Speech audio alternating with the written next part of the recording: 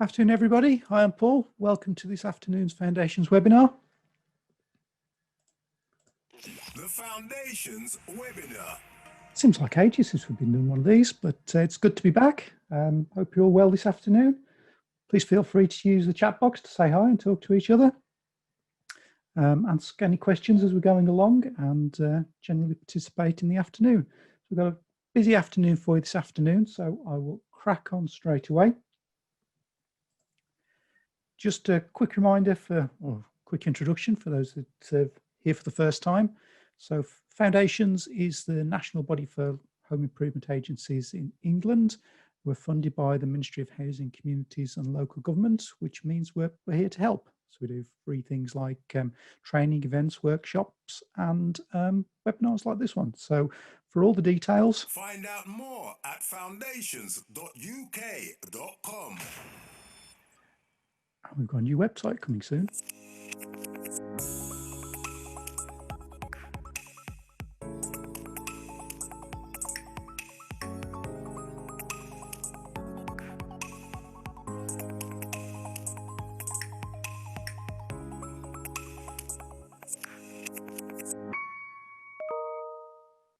So, hi Jim, thanks for joining the chat.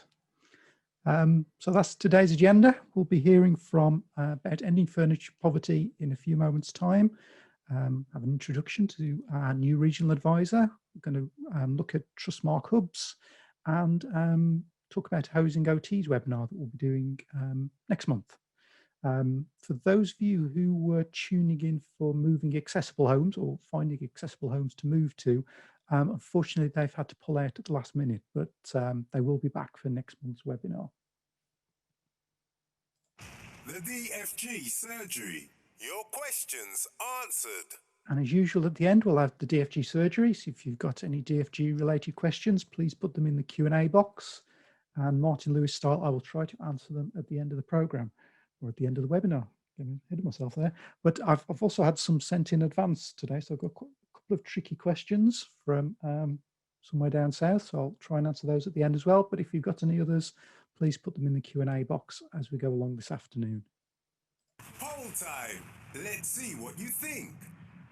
So again, as usual, let's see what your job is and where you're joining us from today. I guess you've probably all heard that nobody's going back to the office for another 6 months. So where are you working from today? So if you're joining us on Zoom, that should have just popped up on your screen. And if you're over on Facebook, then please pop your messages in the chat.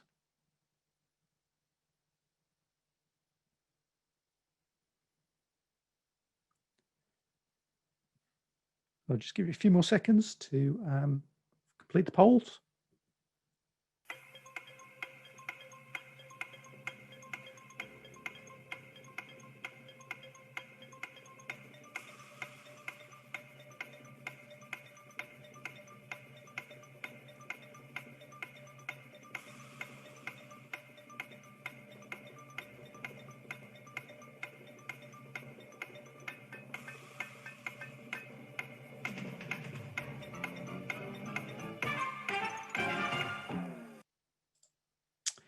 Let's see who's here today. So OTs are in the lead today, followed by technical officers and managers. And still the majority of you in the home office, a few on the dining table, a couple of people in the back garden making the most of the last of the sunshine. And just one person watching from bed today. That seems to go down every month.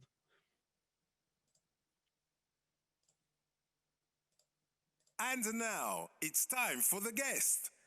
So our first guest presenter today, I'm pleased to welcome Claire Donovan from End Furniture Poverty. So Claire, if I stop sharing my screen, then hopefully you can share yours and we'll be away with your presentation. Okay, thank you very much. I'll just get my presentation up.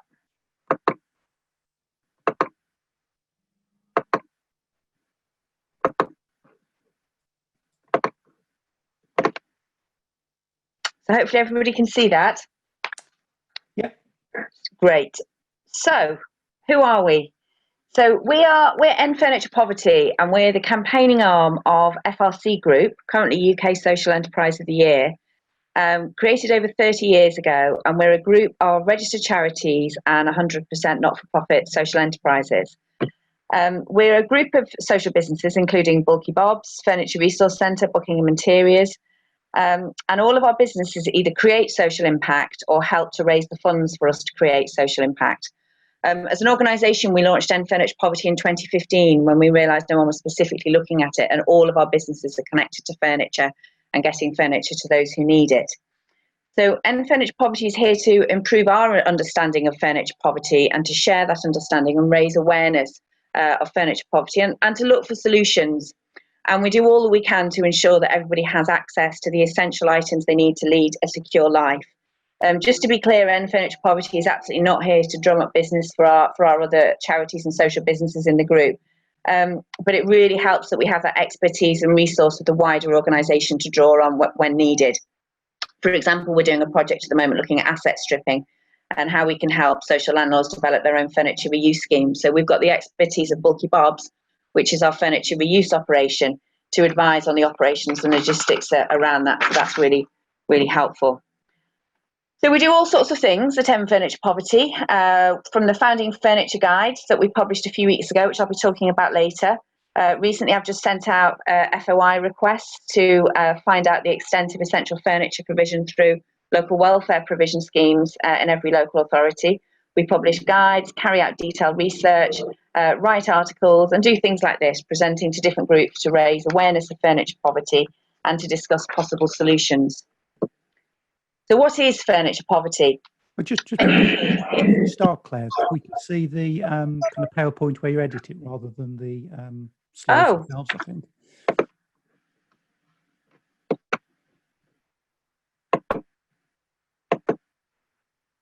Can you still see? Because I can see, I can just see the slide. We can see kind of the PowerPoint where you edit it. I don't know how to not do that, I'm afraid. It just, to me, it's... Is it a major problem? No, I think if you just kind of scroll down the slides on the editor view, we'll be able to see them there. It's just, how about if I make that a bit bigger? That's great. Okay. I'll go back into where I was. So furniture poverty. It's the inability to afford or access basic furniture, appliances and furnishings to provide a household with a socially acceptable standard of living. And all parts of this definition are really important. It's about afford or access. So it's not just about being able to buy furniture with your income or savings. Some people can access furniture through local schemes or have friends or family who can help them out with furniture. If you don't have that, you are in furniture poverty. It's about the ability to participate in the norms of society. So it's not just about the sort of physical consequences of not having furniture. It's about what this means in practice. So not being able to have friends round, not being able to cook and prepare a meal, not being able to host children's parties, celebrate Christmas, etc. And it's a relative definition. So it depends on the norms and customs of the society you're living in. And this relative approach to poverty is a very standard one across academics and public surveys. And it's not just, as I say, about those physical needs. It links into poverty, deprivation, and social exclusion. All of these are linked and characterise the experience of furniture poverty. So for us, furniture poverty, we think of it as a continuum. So there are varying degrees. At one end, you've got furniture insecurity. So a household has everything they need for now, but if something breaks or needs replacing, for example, a child's bed or the fridge breaks, they haven't got the savings to do this. And then they may end up moving into furniture poverty. And at the other end, there's furniture destitution. So this is where a household has none or very few of the basic items that they need. We believe that furniture poverty is a chronic problem. It's not an acute one. So if somebody is in furniture poverty or furniture destitution, providing them with the furniture they need is not going to make all of their problems go away, because their issues will be much more complex than that. But it can help to get them into a position where they can start to face up to some of those other problems and reach out for support. As an organisation, we've started working much more closely with a wider range of other charities and other campaigning groups to develop more comprehensive solutions to furniture poverty within that context of poverty. So when we started End Furniture Poverty, one of the first things we did was to find out, what are the essential items? What are the essential furniture items that we all need to live that secure standard of life?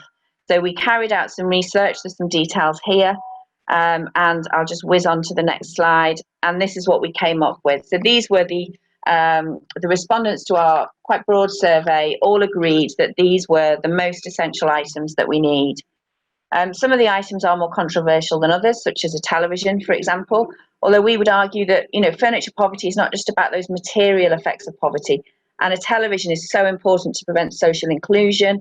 It's company, certainly in, with what we've all been through in recent months, a feeling of isolation. If you're an elderly person living on your own, a television is vital. It can be their only company. And it's about the forced lack. Obviously, some people might choose not to have a television, but of course, that doesn't mean they're living in furniture poverty. We're in the slides for us a little bit, Claire. Great. Is that? Yeah. Yep. Okay. Sorry about this. So we're in the process of updating this research at the moment to see if this list has changed, and we might include some sub-lists. So what essential furniture items would a family with a new baby need, for example? And while we do try to avoid mission creep and keep our focus firmly on furniture, we obviously already include white goods, but why not IT? Digital poverty is a real issue. So we're considering perhaps televisions might need to be replaced by perhaps a PC or a tablet, and that'll come out of our next piece of research. So these are figures from a report published by another charity turned to us early this year. These are pre-COVID figures, so sadly we expect these to have gone up quite considerably, and they just look at appliance poverty. But it does just give you an idea of the scale of the problem. So 4.8 million people, this was at the beginning of the year, living without at least one essential household appliance. 1.9 million without a cooker or a washing machine, for example.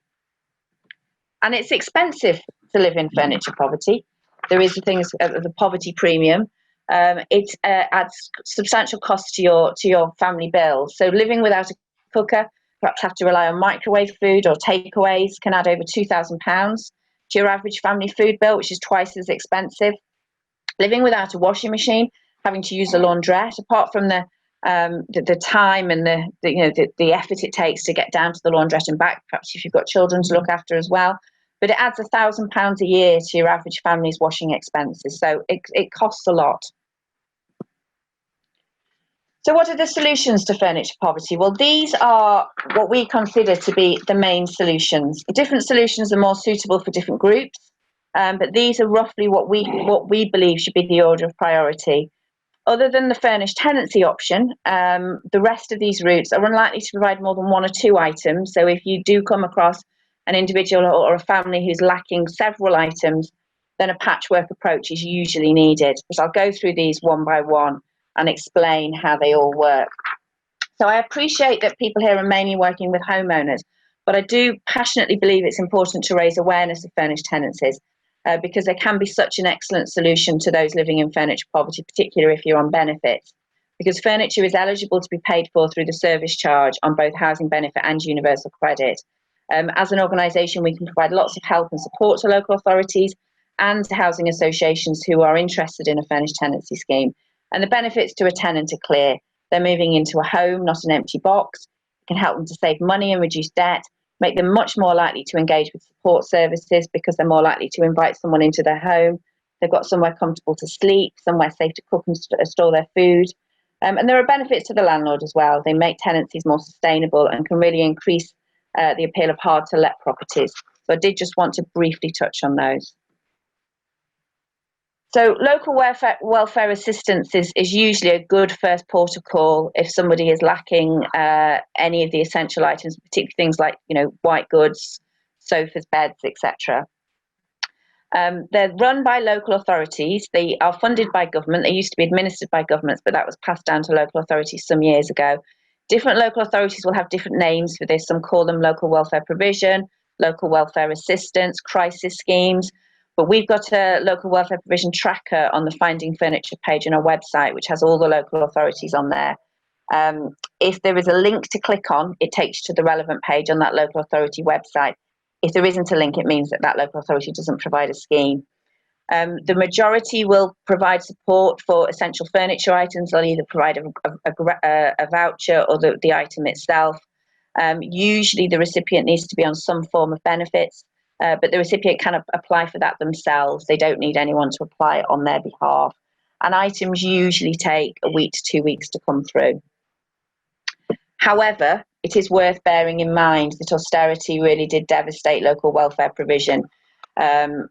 We're doing some work at the moment, which I mentioned earlier, trying to find out how many of these schemes not only still exist, but how many of them are still actually providing support for furniture, as opposed to focusing perhaps just on food and fuel. But an 88% fall in funding, and that's just up to 2017-18, so that's gone down further. So we're going to be campaigning on this later this year, but there are still quite a few local authority areas that provide LWP support, and as I said, they're a great place to start. The next one we would go to support people is grant funders. There are all sorts of different types of grant giving charities out there, and they'll help. They have things like occupational funds who help people and their families who've had a particular job. There are charities that support those who've had a particular illness or disabilities. There's regional charities, armed forces charities, and there are those that support certain beneficiaries, from children and older people to women and the homeless. Some of the bigger funds like Buttle and Glasspool do need a support worker to apply on behalf of the recipient, and they need to be registered with the charity first. But once you are registered, you can keep on applying and helping more people. The majority of the smaller funds will allow direct applications. Usually the eligibility criteria is clearly explained on the website, but there's normally helplines as well. Most of these funds, obviously, our priority will help people with 1 or 2 essential furniture items, but there are also lots of other support available through them as well. As I've said, if someone's living in furniture poverty, usually the lack of furniture isn't their only problem. A good place to start is the Turn to Us website, which has a grant search tool, or use our guide to finding furniture. All of the information in today's presentation is in our guide to finding furniture. I'll mention that in more detail in a mo and tell you where to find it on our website. So grant funders, I had wondered if they might be struggling at the moment, because in 2019, as you can see here, they gave out £260 million in grants. And they've been, a huge source of support to people over the problems over the last few months.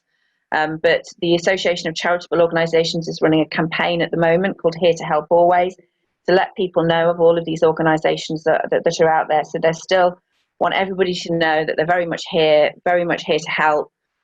So do reach out to them for support. And as I said, there's lists of all the different grant finding organisations on our website and on the Association of Charitable Organisations websites. Lots of places you can go to find details of these. The next source of support we would recommend is pre-loved furniture. It's obviously got some great environmental benefits as well, but they can be much more accessible than some of the other sources of support. Pre-loved items are usually thoroughly cleaned. White goods can be challenging to find, but a good place to start is the Reuse Network, which is the membership organisation for pre-loved furniture organisations. So if you go on their website, pop in your postcode, you can find out who's operating in that area. Probably worth doing an internet search for your local area as well, because not every organisation is a member of the Reuse Network. Majority of these organisations do have crisis schemes where they give away items for free to those who need them. It's often a much simpler application process. But items obviously can be bought as well, and they're obviously usually a lot cheaper than new, so it can be a really, really good affordable option. And then the final route we would suggest, if none of the earlier ones are available or suitable, is affordable credit. There are quite a lot of affordable credit options out there for those who can't access high street credit.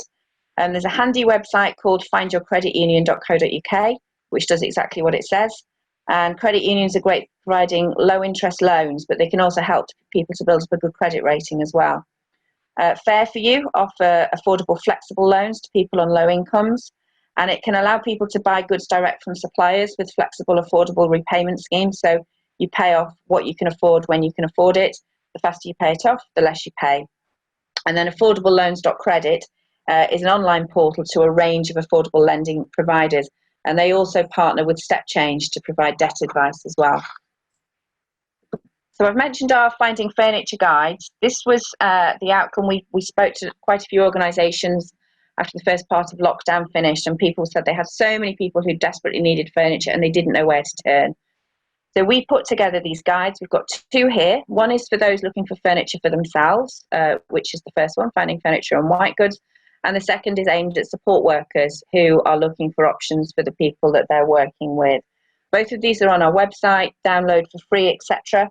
And we update them as regularly as people tell us about new sources of support. So if you come across anything we can add in, if you come across a fund that's perhaps defunct or closed, do let us know and we can keep updating them. All of this information as well, so these are on our website. So we've got a Finding Furniture page on our website, which has that link to the LWP finder, the local welfare provision finder for the local authorities, and a link through to the reuse network as well. So all of that's on the same page. So obviously we are in hugely challenging times. I think, as we all know, austerity caused an awful lot of problems for people over the last decade. And we're in, a terrible position now. So unemployment is rising. We've got a recession looming. And Buttle UK, one of the grant-giving organisations I mentioned earlier, they did a survey a couple of months ago. 57% of people receiving frontline support said they can't afford essential furniture or white goods. So those sources of support I've gone through are really vital to getting essential furniture to people living in furniture poverty. But what I have found is that an awful lot more organisations are coming together and working together, because the scale of the problem is so huge we can't all do it on our own. So by working together we can be much more effective, we can help people and hopefully make a real difference. So if anybody's listening here today who is interested in speaking to us, to talk to us about any form of partnership project, then please do get in touch, and we would love to hear from you. So finally, has anybody got any questions? So somebody asking about tenures. So is it kind of any difference for you, Claire, in terms of kind of owner-occupiers or tenants in furniture that's available? No, not at all. So the majority of the schemes that I mentioned, it's normally just about what benefits they might be on. Some of them don't even, benefits don't even come into it. So obviously for the affordable credit, for the pre-loved furniture, whether you're on benefits or not is not an issue. Majority of local welfare provision schemes and some of the grant-giving organisations do require you are on some form of benefits, but tenure doesn't come into it. Okay. And can you remind us the website address? Yeah, sure. It's www.endfurniturepoverty.org. Great. Anna's asking that some grant organisations ask for a very long piece of work and evidence from support workers. Have you kind of noticed that when you're kind of applying on behalf of?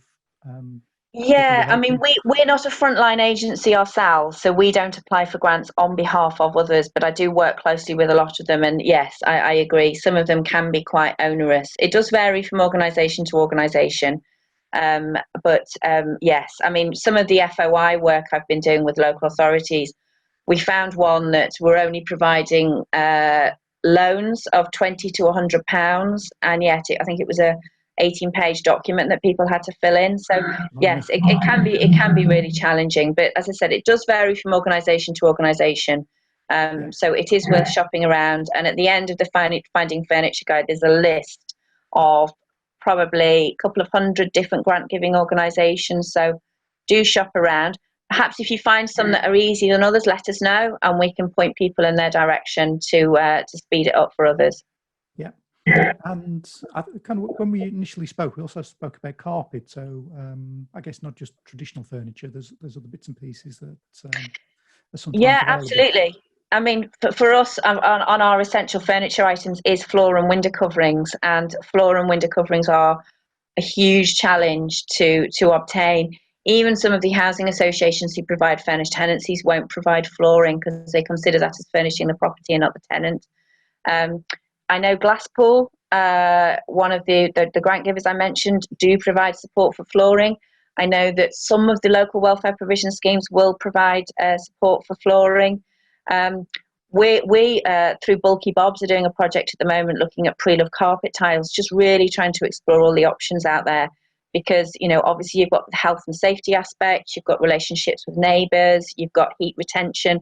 There are, you know, a lot of key reasons why flooring and obviously privacy for the window coverings is so vital. Rugs are an option, which is potentially where your pre-loved suppliers can come in. You might find a lot of the pre-loved furniture operations will have rugs that you can perhaps get hold of. Yeah. And how did DWP link in with furniture? Do they still provide loans for furniture? So DWP do essentially pay for furniture through the service charge for a furnished tenancy. Right. If a tenant is on housing benefit or universal credit. Anything else was devolved down to local authority level. I think it was into 2013. So it's the local authority who will provide that support, I believe. Okay, great. Well, thank you, Claire. That's been really interesting. I've had lots of chats on the in the chat box around it. I'm sure there'll be lots of people going to your website to download those materials. Fantastic. And as I say, please, if anyone wants to get in touch, we'd love to hear from you. Great. Thank you, Claire. Thank you. Bye-bye. Thanks, bye.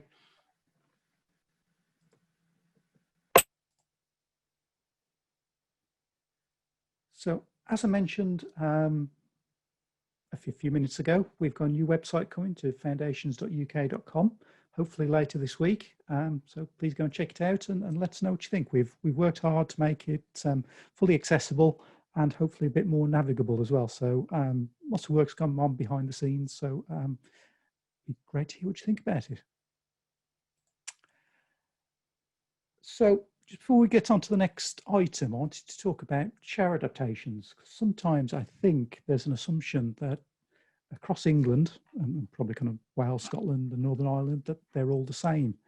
Actually, if you get into the details of it, I think there's quite a lot of variation between what different local authorities do in terms of tiling and decoration, shape and type of share area, whether you routinely replace the sanitary ware and other bits and pieces around the bathroom, what you do around floor coverings. So what I would like to do is ask for some volunteers. So we've got this typical layout for a bathroom, and there's a photo of it there. It's perhaps not entirely typical in the amount of stuff they got in the bathroom, but we'd like some local authorities to come forward and give us their standard adaptation for this bathroom. What would you do as a typical adaptation for this bathroom, and how much would it cost? So if you're interested in getting involved with that and seeing how it all works and what the differences are across the country, please email us at info@foundations.uk.com. Leave your contact details and we'll email you back with the pack. So just looking for kind of a quick drawing to show what you would do, kind of a brief specification, and if you've got scheduler rates or something similar, what the cost would be. And now it's time for the guest. Okay, now I'm going to introduce our newest regional advisor and our first occupational therapist regional advisor. So I will hand over to Lorraine.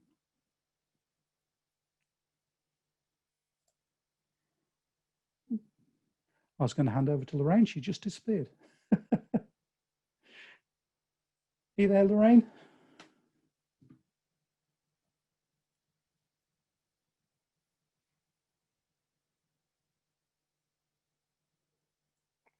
Okay, we'll come back to Lorraine in a second. She's obviously just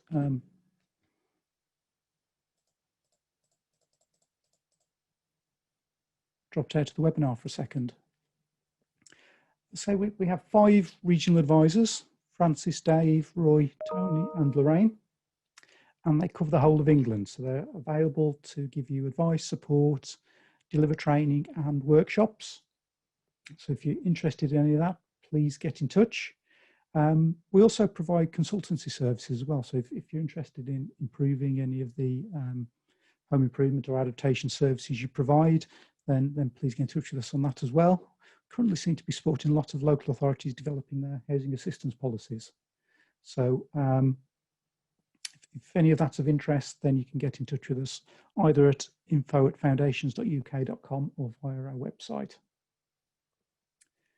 There's a question from Robert about the design process. So we'll have an outline brief along with the existing plans and the photos for you to develop a solution for it. So I think Lorraine must be having trouble with her internet, so we'll come back to Lorraine in a few minutes.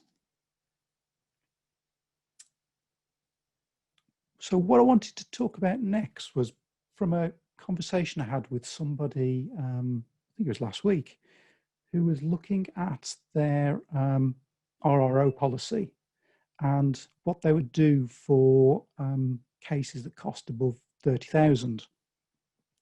And it was kind of a conversation around whether they would see it as a kind of a welfare issue and take into account the finances of either the family or the person as to whether they went above 30,000, or whether they looked at it as an investment to save for either health or social care in the future and made the investment over £30,000 on that basis. Poll time. Let's see what you think. Interesting, just do another quick poll. What would you see as the appropriate way to do that? So when deciding about discretionary spend, would you take into account primarily the finances of the applicant, the savings to the public sector, or C, you would never use your discretion in any case?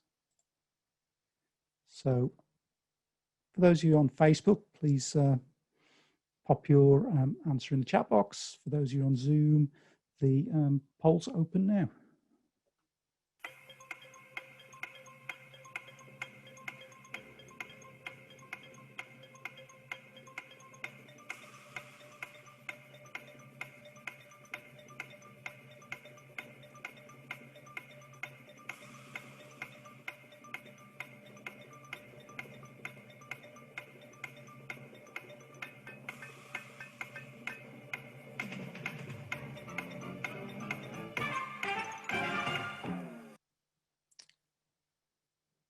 Okay, let's see what you voted.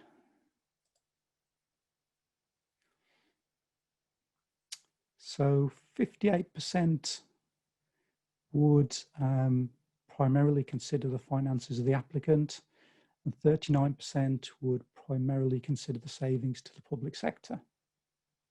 And 4% never use discretion, which it's a bit problematic when that's probably an illegal response, but I put that in there just to see. But I think if you never use your discretion, please get in touch. We can discuss that with you.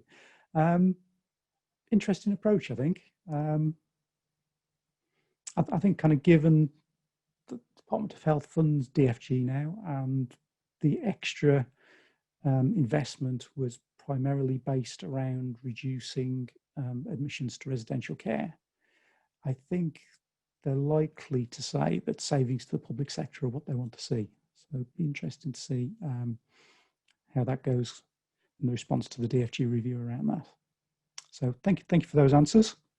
I say, please, if you don't use discretion now, please do get in touch. So I think Lorraine is back. I will go back to Lorraine's slides, and I'll hand over to you, Lorraine. Hello, everyone. PowerPoint, presentation. First of all, it's an introduction to me and also an introduction to the DFG webinars as well. So, Paul has told you about what we are, and I'm just going to go on to the next slide. Aha.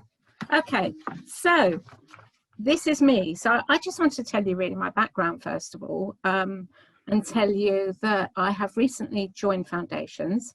My background is working in a local authority, assessing for minor and major adaptations.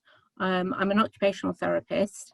First occupational therapist actually to join Foundations, no pressure really, but yes, the first one to join Foundations. So yes, going back to my background, that assessing for minor and major adaptations, also working in occupational therapy education, so training occupational therapists on the degree, but also working on the masters in assistive technology, and also I was working on foundation degrees as well. Passion is always been equality and diversity, and I suppose being there for that service user, and hopefully trying to influence the impact of services on the service user. And also I'm a mental health first aid instructor. So that is me.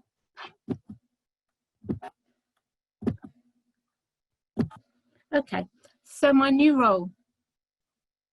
My new role is regional advisor, still an occupational therapist, so flying the occupational therapy flag.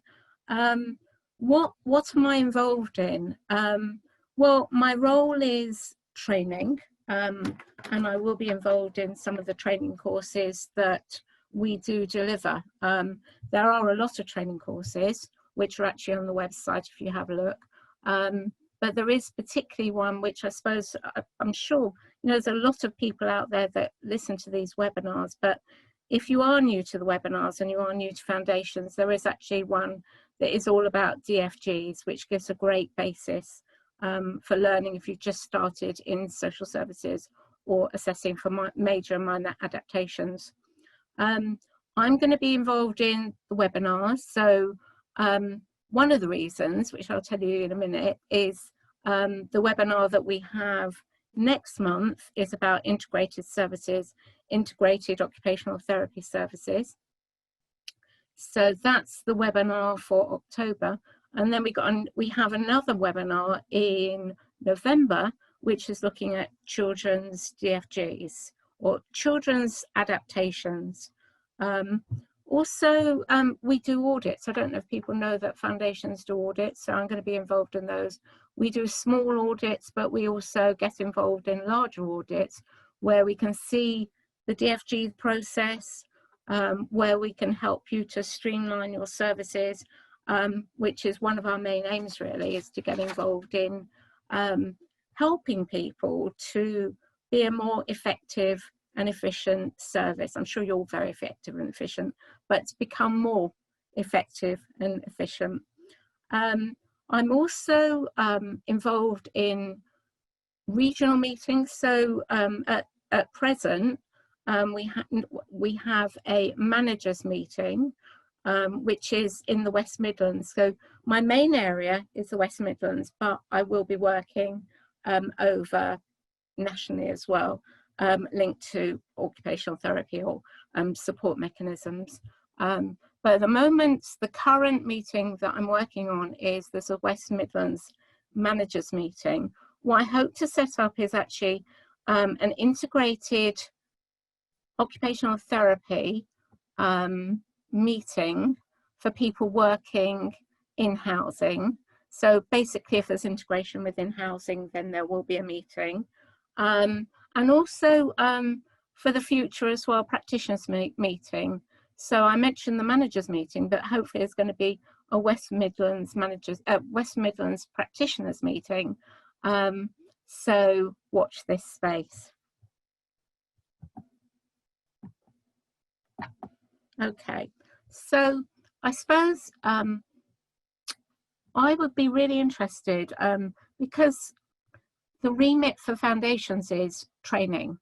The remit is to train people on different courses, and as I said, we've got a wide range of courses. It's not just about DFG, but there is courses for everybody. So I encourage you to go on the website and have a look on the new website.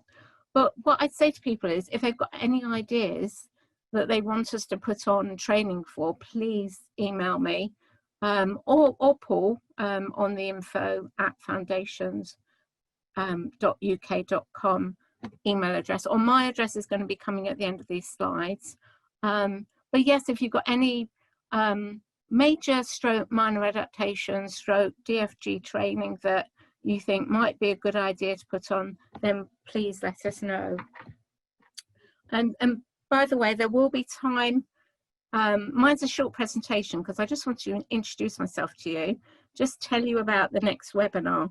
But at the end of the presentation, if there are any short questions, then I'll be here. So the next webinar, the next OT and integration within housing webinar will be on the 20th of October.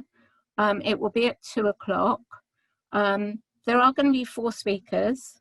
So the four speakers are OTs, occupational therapists, but also there is a trusted assessor that will be coming on and talking about the positive aspects of working in an integrated service and why it works, what works, why it works and how it works. But I was looking through my OTN for people that are other practitioners. OTN is it's like the magazine for people that are members of RCOT, RCOT. But there was actually, it was quite funny because I picked up my OTN and there was an article on integration. It's not about housing. Well, it's a general, they're integrated within a service, so it's not purely housing. But I just picked out some comments that I thought were really relevant. And it's about an integrated service, which is about the OTs that are in Monmouthshire. One of the comments was, integration has just seemed like a promise that has remained just over the horizon. So maybe it's not quite fully there yet, but people are trying. They said that staff, and these are the positives, the staff have a much better chance of getting to know their patients by working with them over longer periods of time in a more meaningful way and keeping people at home, which I'm sure is everybody's goal, isn't it? Or keeping them safe at home or keeping them independent at home. And they said that the team now put what matter conversations at the heart of everything they do, client-centered practice, using everyday language to set goals which are meaningful for the client. It does say we need proper occupational therapists and think what's important to that person. So this is all client-centered care. And the final comment is occupational therapists now sit on housing panels and have a strong relationship with the adaptations grants service, surveyors and contractors to enable the person to live at home, this is what I was saying, independently. And another important factor, which they mentioned, reduce the care and support needs. Okay, so that is me. I wanted to say short presentation, but if you'd like to send any comments, any ideas, any questions to Lorraine E, spelled L-A-R-A-I-N-E and then E @foundations.uk.com. I do spell my name like that. People tell me I've spelt it wrongly, but I haven't. So that's my name, and I look forward to hearing from you and working with everybody, really. I am doing phone calls and sort of Zoom calls and just finding out what's out there and what the problems are and how we can support you, and encourage people to maybe work through that DFG process so it's simpler, easier and more efficient. Are there any questions at all? Short questions. Oh, I look forward to working with you.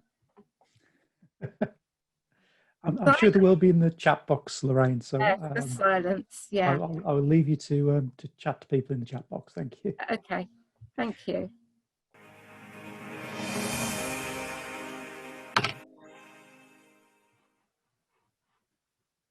So I'm sure most of you will be aware by now we have a closed DFG Champions Facebook group, or a private group, which now has over 1,100 members actually. And you can sign up to be a mentor or a mentee.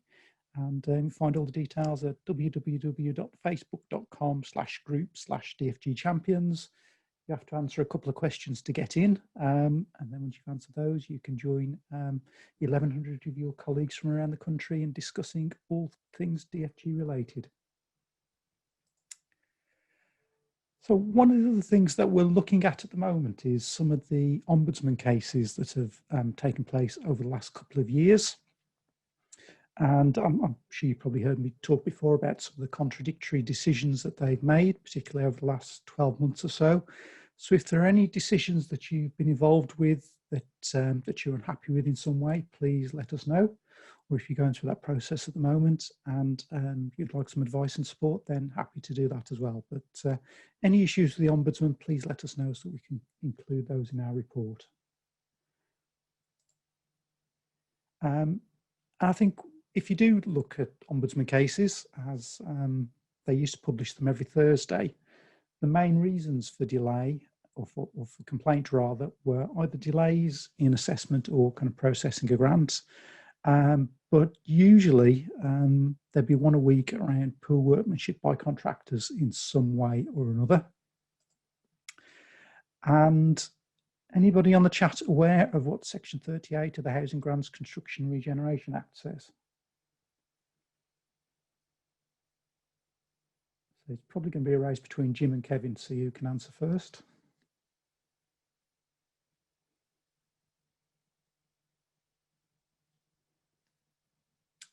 Nope. Okay. So Section 38 says that the Secretary of State may by regulations make provision as to the establishing and maintaining by local housing authorities of lists of contractors approved by them for the purposes of carrying out grant-aided works. So this was never actually enacted by the Secretary of State, even though it's been in the legislation since 1989. And basically, because at the time when the legislation was last updated in 1996, there wasn't a suitable scheme which the Secretary of State could point to as a way to accredit contractors. But fortunately, today there is Trustmark, which is the only government-approved trusted trader scheme. You may have seen that it's used specifically for Green Homes Grant and eco schemes. So to access either of those, Trustmark plays a big part. But it also has lots of other different traders that are Trustmark accredited. And for DFG services, if it were to be implemented, it would create a consistent standard, which would mean that contractors only have to be accredited once, rather than with each local authority they work for. And it'll also make a list of contractors that are experienced in adaptations that can be used by self-funders. And one of the really interesting things is, I think, that they've got a data warehouse. So every time a house is improved or adapted by a Trustmark registered company, then all that data is collected and it creates great statistics on what adaptations and improvements are being done across the whole of the country. And alongside that, there's an opportunity for those local authorities and HIAs who are really good at managing contractors to actually be a Trustmark scheme operator themselves. So our resident Trustmark expert now it's time for the guest. Is Roy. So I will now hand over to Roy to take us through the options around Trustmark regional hubs. Great stuff. Thanks, Paul. Am I okay to advance the slides? Yeah. Yeah, I'm just giving you control. Okay, great stuff. So thanks very much for giving us the time to talk about this afternoon. My name's Roy McNally. I'm the North of England regional advisor for foundations. I've looked on the list of who's here today, so I know a lot of you, but obviously a lot of you won't know who I am. So I'm here to bore you rigid for about 10 minutes talking about Trustmark. But hopefully I'll try and keep it as punchy as possible. So let's see. So, okay. Foundations and Trustmark. We've actually got a very long association. Foundations was a scheme operator for Trustmark up until last year. And the reason we decided it was no longer the right fit for us was because basically Trustmark had changed. And we were aware that we were one step removed from the actual end client, and we thought it was more logical for individual home improvement agencies or local authorities, anyone managing contractors, to actually take on that role. So we looked for a new model for HIAs and Trustmark. We wanted to maintain the relationship, but we needed to do it in a new way. That was more logical, certainly in terms of logical fit in terms of Trustmark, but also more logical for the end client. And so now, instead of foundations being a scheme provider, we've negotiated with Trustmark so that the HIA itself or the local authority becomes this thing called a framework provider. Some of the terminology has changed, but it means exactly the same thing.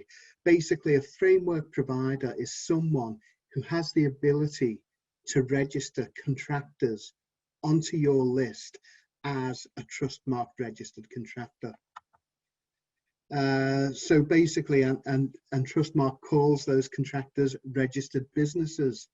And this ties in very much with what Paul was saying just before we started this, the idea that contractors can be registered as registered businesses, and they can reap the benefits of what Trustmark registration gives them.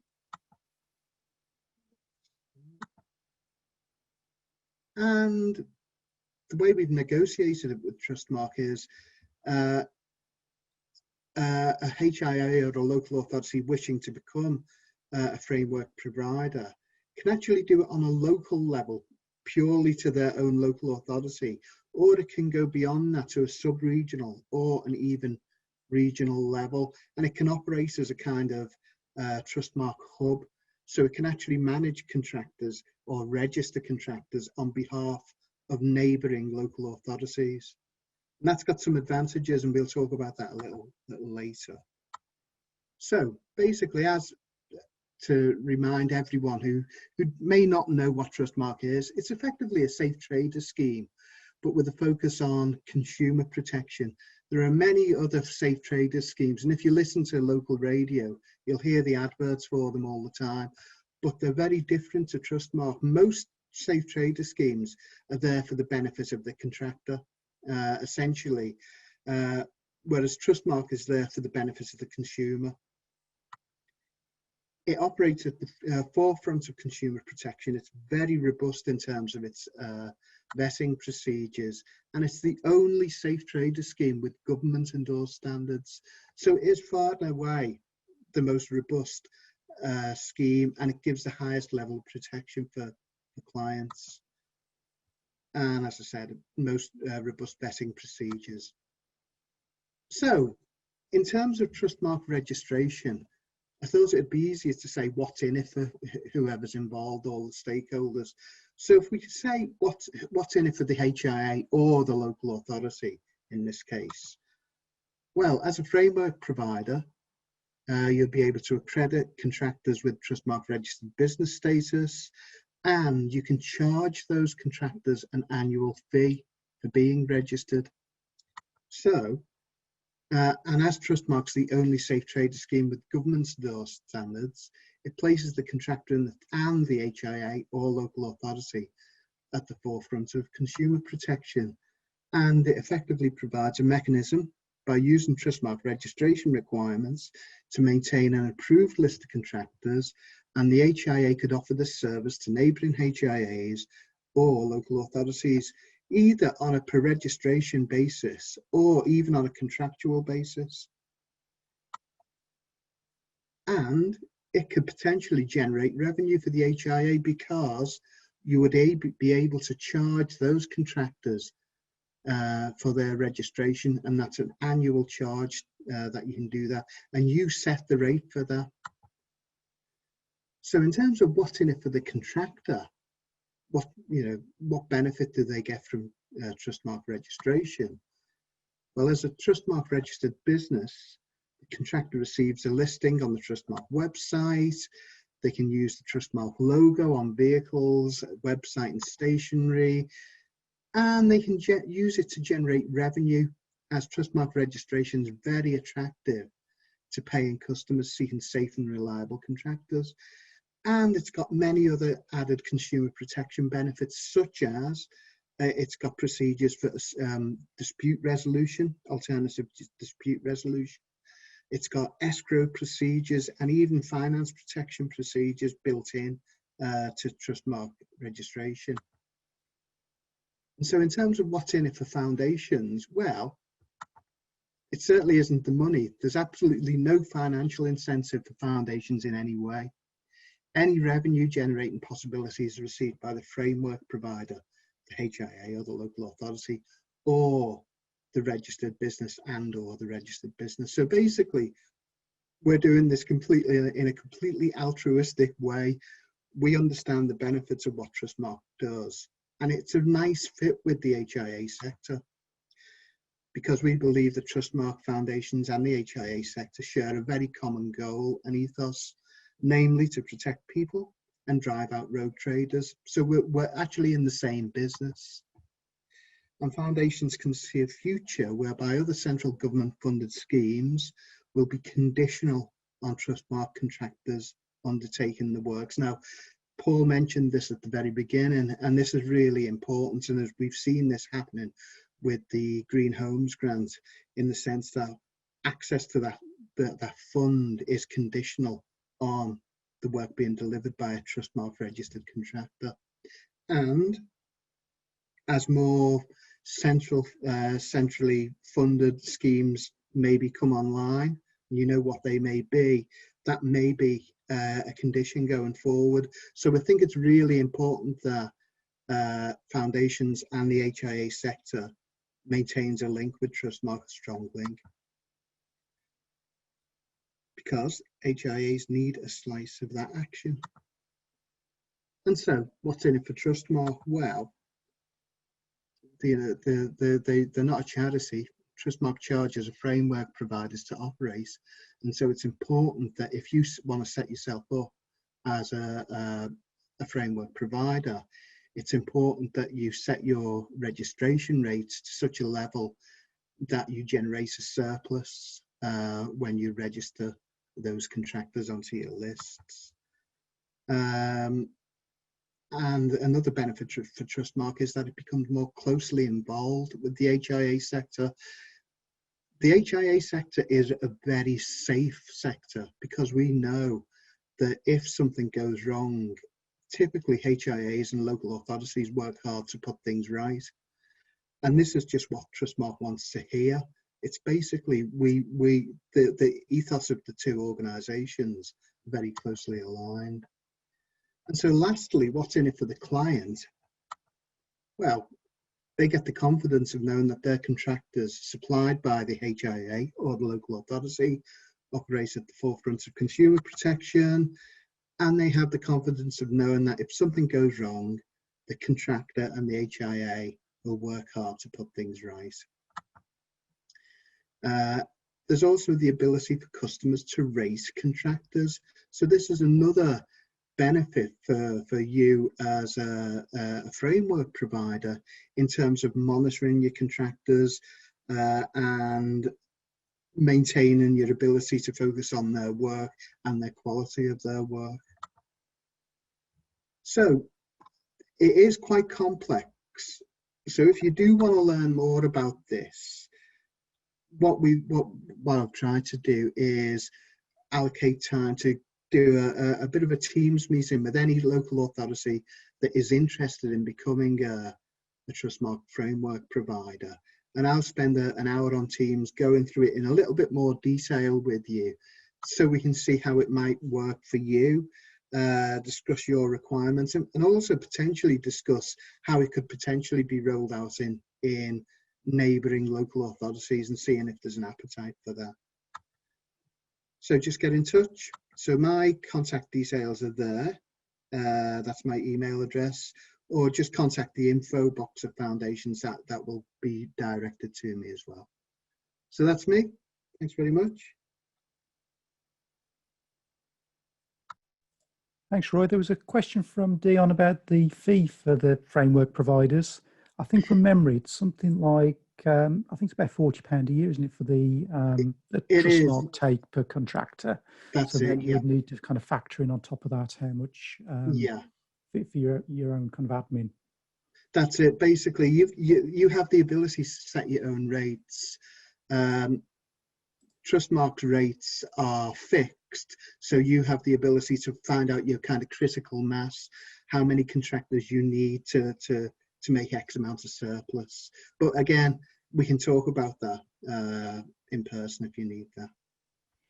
Great, thanks, Roy. I think this is kind of one of those things where actually bringing together local authorities to work together over a patch is one of the things that's going to happen more and more as we move DFG forwards.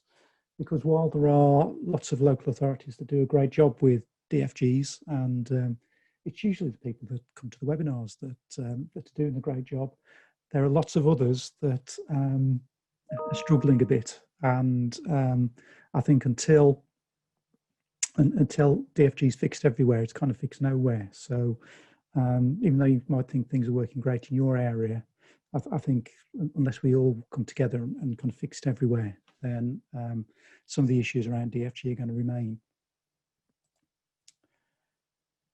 So thank you for that, Roy.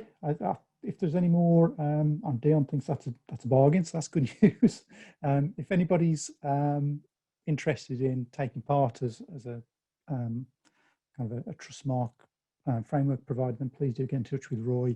It's something we definitely like to start rolling out across the country. So one of the other things that will be rolling out across the country very soon is the annual returns to government for DFG. They're called the Delta returns. They've been slightly delayed this year, but I'm assured they'll be coming soon. So if your DFG manager or the person who submits the data has changed since last year, can you please let us know so we can let MHCLG know, or Ministry of Housing, Communities and Local Government know, so they can send it to the right person. And just say the questions are fairly similar to the ones you had last year. But I just wanted to point out one thing that I think some, because I get the data to analyse it, and I think some local authorities did get slightly mixed up around when the application point is. So if we take this as a typical process for a DFG, from somebody going to a contact centre, going on a waiting list, having an assessment, to creating a recommendation that goes to panel and then referred to housing, that referral to housing isn't the application. After that referral to housing, you have an initial visit, proof of ownership, surveys and drawings and tenders before you get to the application. So when the question talks about the application, it's after the initial visit, the proof of ownership, the surveys and drawings and the tenders. It's not after the OT assessment. So that's the application, not the referral to housing, because in terms of the legislation, there are two key timescales in it. So from application to approval should take a maximum of 6 months. But in actual fact, this was based on the legislation at the time. Actually, probably in practice, if it takes more than 6 days, then there's something wrong with your system somewhere. And then approval to works completed should be a maximum of 12 months. And again, if you're getting up to anything like 12 months, then there's probably a problem in your system and probably a problem with contractors. And I would be talking to Roy about how you use Trustmark, I think, in that case. But application is after the initial visit, surveys and drawings and tenders have been done. And the time from application to approval will be a maximum of 6 months, but should be more like 6 days. So hopefully that's all clear. If not, we do a DFG basics training course, as Lorraine mentioned earlier. And now it's time for the guest. So our last guest of the afternoon, it was a last minute addition to the agenda. Pleased to welcome Jeff from Closomat. I will hand over the controls to you, Jeff, and okay, thanks. Away you go. Hopefully that'll work. So thanks for the invitation to speak today. I'm representing the company Closomat, who a lot of you may well be familiar with our washtray toilets. I'm going to take you through a little bit about the company, and then a little bit about product, and a little bit about installations and servicing and maintenance as well. So as a company, we have a we're a long-standing company, over 60 years, UK based now, and our vision of helping people with their independence, dignity and hygiene is the main part of our vision, basically, and helping people in that way. Obviously going to the toilets is as well as other uses in the bathroom as well, but getting them, those are your clients, that independence back and that dignity back from having safe and efficient toileting, that will help them a lot.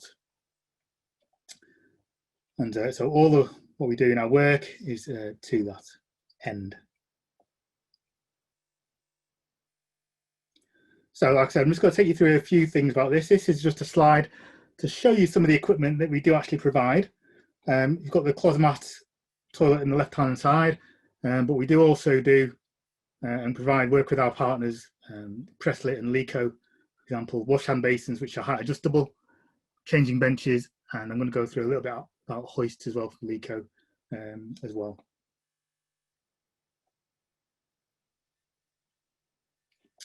So as a company, we're now to around 80 plus total staff, both working in around 3 sites. We've got 9 sales representatives stroke product specialists like myself. For people who don't know me, I cover the northern home counties, going from Oxfordshire across to Essex, covering Bedfordshire, Buckinghamshire and Hertfordshire as well, and most of North London. But there are our colleagues covering the rest of the British Isles, Scotland, Wales included. We have 20 service engineers doing preventative maintenance, faults and repairs, and also commissioning around the country. There's lots and lots of Closemats out there that have been installed, so have a lot of experience in working with your type of clients that we work with with various disabilities or different situations that they're in. And like I mentioned, we are a UK company. So we have 3 sites in England. Our head office is in Sale, our factory is in Stretford, and our porcelain factory is in Stoke-on-Trent. So this is just a quick picture of our factory in Stretford, which is our assembly factory. All the units are hand put together and bench tested before they go out. And this is our factory in Stoke-on-Trent. So this is where all the porcelain is handmade by our master porcelain makers. And everything is done to such minute margins that and specifications that all the toilets come out the same, because they are incredibly skilled at their job. So the Palm Vita toilet, which is our core product, is the most effective wash-dry toilet on the market today. So mostly what do most people need when they think about having a wash-dry toilet is how do they get clean as easily, as quickly, as effectively, and as simply as possible. And the Palm Vita provides that. We also have our Lima Vita product, which is the wall-mounted version, which is the same toilet but just wall-mounted off the floor. It is a versatile product, and it's adaptable for people as they change in their situation. So different accessories can be added to it, and it can be adapted to people's different needs, which is why we have our risk assessment process, our survey assessment process, to make sure we can get the product which is right for the person, and we can make it as easy as used for that person. It says on there safe working load, which is 30 stone standard, but we can take that to use larger clients up to over 50 stone. So that's just a few things about the Palm Vita. I mentioned earlier about the hoist systems that we use. So we partner with our partner company Lico Hill-Rom, who we have used for many years now, changing places, installations in public places, sub-service stations, shopping centres, etc. And we use Lico hoists in that situation. We're now partnering with them to do more domestic properties. So if you are looking at installing a hoist, especially whether it be an XY system or maybe a more complex case, then feel free to get in touch with Closomat and we can provide that information for you about LECO hoists. So, as product specialists, what do? We take responsibility for that whole whole situation. So, going from client assessments, whether it be, obviously in this current situation, we're doing a lot of remote assessments at the moment. We can go out on site as well. So we can do work out the product specification for the client, like I was describing earlier. Product demonstrations we can do online. We can't do physical product demonstrations at the moment, but we can do them through online or as part of video calls. Again, we do the installation survey, and following that process, we provide a no quibble guarantee, which means that we know that providing specifications for clients is different because every client is different. So we can't provide the same product for every client. So occasionally the specification might not be perfect for that client, so we can change it if that is the case. So as part of our remote assessment, it's fully risk assessed and documented. We can use phone calls, emails, video calls, maybe through WhatsApp, Zoom, Teams, or Skype.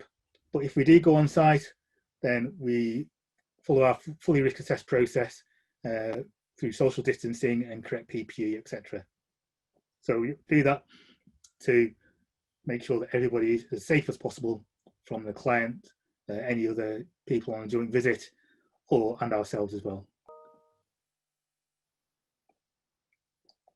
So just a little bit about the installation of a Closomat, what we look for, which will hopefully help you in your situations of designing wet rooms and the like. So all those different things are things that we look at for in our installation survey. So construction of the room and the wall. So wall construction for the Palma Vita isn't as important as floor construction. Looking at using the correct fixings for the floor, whether it be concrete or wood. Ideally level floor. The Palma Vita is attached to the wall rather than bolted as a weight-bearing wall, whereas the Lima Vita is a wall-mounted product, so that does need to be on a structural wall. Does the bathroom have underfloor heating? We can work around that if it does. Obviously, the different boxing and the actual space where the toilet is going to go. Can it be fitted into the room? Does it leave space for doors opening? Access to the shower and bath areas? And can it be used effectively by the clients? Are they using shower chairs? Do they use a walking aid or stand aid in the room? So there needs to be plenty of space and so on. So as part of that, we look at future proofing. Are they going to be using shower chairs or hoists in the future? Does the space need to be needed for that? The different shower chairs that can be used with the Closomat, the tilt-in space versions and self-propelled versions need a lot more space and have issues around where the soil pipe needs to be as well. And then with their sit-to-stand transfers or slide transfers from a wheelchair, we look at the toilet height as well. So all these different things are taken into account when we're doing our risk assessment and survey. For the soil connections, the Palma Vita can work with a soil pipe, which is either a P trap going through the wall, an S trap through the floor, or a side entry soil pipe where the soil pipe is coming along the wall and can enter the toilet through the side of the Palma Vita. That can have issues regarding shower chairs, and again, that's something that if you have any questions about, feel free to call your local product specialist. The other services required, obviously, you need a cold water supply. The Closomat has its own heating system, so it only needs cold water supply. But you also need an electric fused spur as well. Now, the Closomat has an IPX4 rating, which means it can go in zone 1 of a bathroom or rec room, but as long as it is out of the range of a direct spray of a shower, that is fine.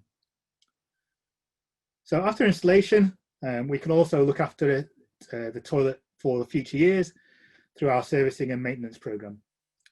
So third party does install the product. We offer a free of charge commission visit to do a final safety check on the toilet and make sure it's been installed correctly. We are also bringing out have brought out a installer training package, which will be distributed. The link will be distributed very soon to yourselves and your contractors, so they can take that training and have more confidence in installing Closamats, getting a certificate to show that they've passed the training.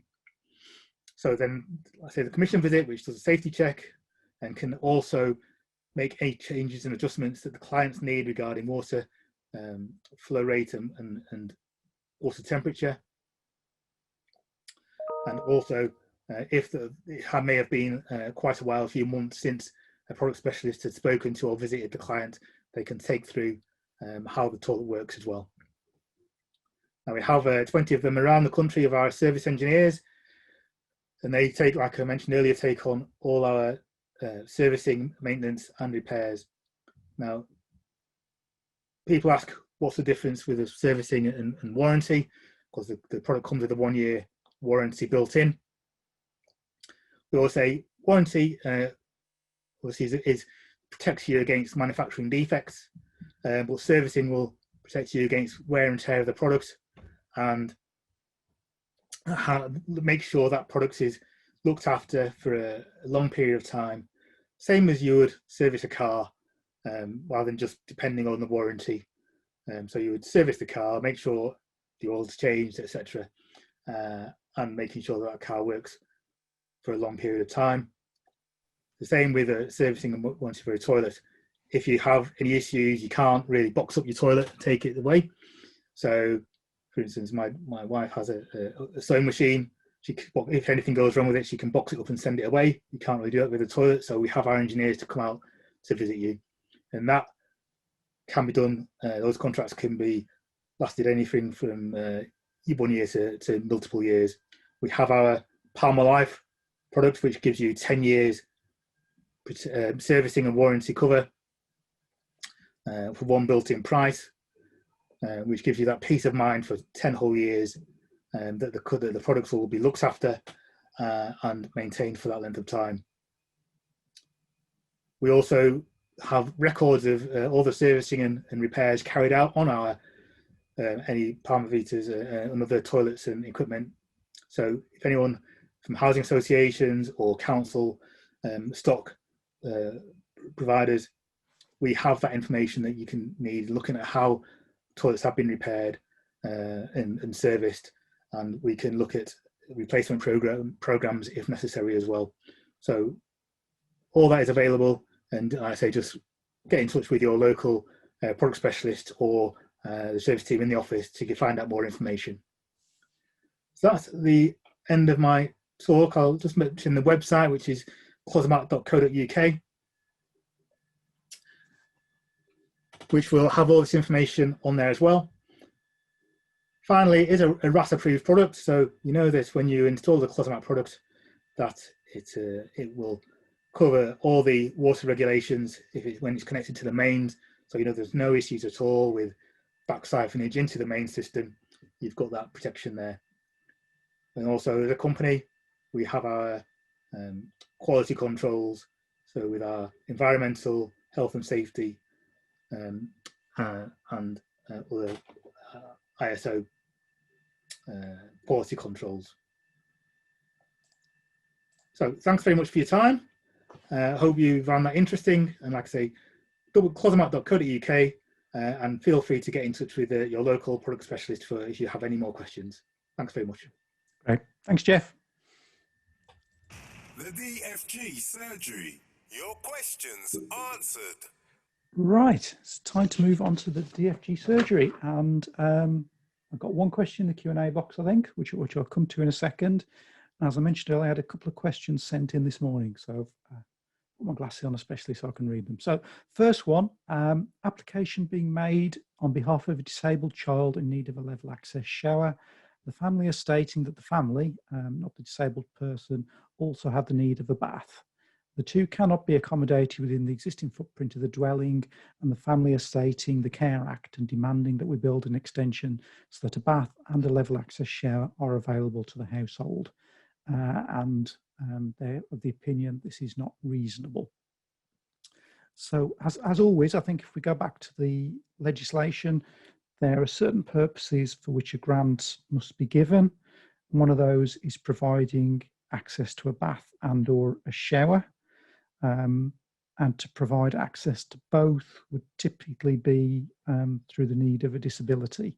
So if there's, in terms of a disability, only the need for a shower and you can fit that by replacing a bath, then I think you've probably met your duty under the DFG regulations. The bit that I would change is that you use the word reasonable when meeting these obligations. Reasonable and practical only relates to the condition of the property. So unless the property is only falling down, is falling down, and that's the reason you can't do it, then it's not a question of reasonableness. It's a question of whether it's necessary and appropriate to meet the purposes. So I would say a shower replacing a bath in this case, based on the information you've given me, would be necessary and appropriate to meet that purpose. If anybody has got any further comments, please pop them in the chat box. The next question was a much more complicated one, related to additional bedrooms and safe space. So it's a 3-bedroom property with just the mom, 2 boys aged 4 and 9, and a girl aged 7. So they all the children have ADHD and are on the autistic spectrum. And the recommendations of the 4-year-old, who's described as Houdini, which I assume means he disappears, and who doesn't sleep. So there's been discussions about creating an additional bedroom, which I presume is so that the 2 boys don't have to share a bedroom. And there's conversations around whether the daughter could move into the mom's room so that the 2 boys have separate rooms, or whether there's a ground floor extension built to create an extra bedroom for the 4-year-old boy. Now, if we go back through the legislation again, I think this one is that they have access to a bedroom, so that purpose has been met. So it's the question of, are you creating a safer property for them all to live in by having an extra bedroom? So that would be the purpose, and then you have to decide whether it's necessary and appropriate to create an extra bedroom. So that's basically the decision to be made, whether it's necessary and appropriate to have an extra bedroom for this 4-year-old boy. So I think it's the grants officer who's sent this question in, and kind of asking questions around, would it be safe to have the child on the ground floor alone? Could mom use the ground? Children sleep on a different level to mom? Or the suggestion that the daughter could share with mom rather than building an extra bedroom. So I think there's kind of various options. It's kind of one of those contentious ones that comes up from time to time. I think part of it is kind of discussions with the family around what they consider or how they consider they want to live. There's been a OT document, Royal College of OT document, around a year or so ago that talked about people should be allowed to take the risks that they want to with their own lives if they kind of accept those and kind of reasonable. I'm not sure having mom living with or kind of sleeping in the same room as daughter over a period of time would necessarily be the way forward, and could lead to kind of breakdowns and perhaps kind of children going into care in I suppose in the ultimate circumstances. Some mention of assistive technology on the chat there. but I think that there has been a court case around extra bedrooms for children with challenging behaviours and ADHD. And in that case, it was deemed that DFG could be the correct purpose for creating an extra bedroom. So I think in some form or another, probably creating a new bedroom is probably the right way to go. Obviously, I haven't got all the full details of the case here, but given the legal opinion from Calderdale, which went to judicial review and an appeals process, I think there's sufficient case law there to suggest that it would be necessary and appropriate to meet the needs by creating an extra bedroom. And as I mentioned before, reasonable and practicable, unless the house is in a particularly bad state, wouldn't really apply. And the specific case law, if you look on the DFG, on the Foundation's website, the DFG document library, and search for Calderdale, you'll find both the original judgment and the Court of Appeal judgment. And one question in the chat box, in the Q&A box, was around a housing association no longer funded servicing the stair lifts within their properties. Quite a common question, and one we're looking into at the moment actually. It used to say in the Housing Corporation guidance that that was illegal under the Disability Discrimination Act. But when we talk to the Equalities and Human Rights Commission, it's not quite clear if that's the same position under the Equalities Act. So you may have heard before that we're working with Sheila McIntosh, Habinteg and Anchor Hanover to create some new guidance around adaptations for social landlords. So we hope to have something a bit more definitive by the time that's published next year. So I'll wrap up the DFG surgery today as it's coming up to 3:30. If you've got any more questions like that, then please do that into the DFG Champions Facebook group. And there's 1,100 of you the question as well as me. Just to remind you that if you do work for or with an accredited home improvement agency, then we have a very long list of free e-training available for you on all these courses. If you're a manager of a home improvement agency and want to assign these to your staff, then please let us know. We can sign you up to the system, and then you can manage and see who's been trained in what. So say all these are available totally free of charge for any home improvement agencies in England.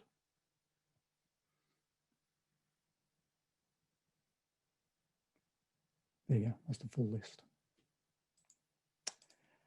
All free. And thanks to our partnership, long-standing partnership with Taylor Wimpey and Foundation's Independent Living Trust. So thank you for attending today. It's just on 3:30, so I brought it in bang on time this month. So as you heard from Lorraine, next month we'll have a special webinar on OTs working in housing teams, and we'll have our normal monthly webinar as well. And we've decided to do a virtual DFG Champions Roadshow in November. So it won't be on Zoom, and there'll be lots of extra features like breakout rooms and networking sessions and exhibition hall for our exhibitors and sponsors. And networking sessions, great actually. You get to do 5-minute sessions with anybody you like who's in the conference. And if you struggle to end a conversation, then it switches off automatically after 5 minutes. You don't have to worry about ending the conversation and moving on to somebody else. So that will be in November. And do remember, if you want more details, you can find all the information about what we do at foundations.uk.com, and the fully refreshed, accessible version of the website will be up later this week. So thank you all. Hope you have a good rest of the day, rest of the week, and we'll see you again soon.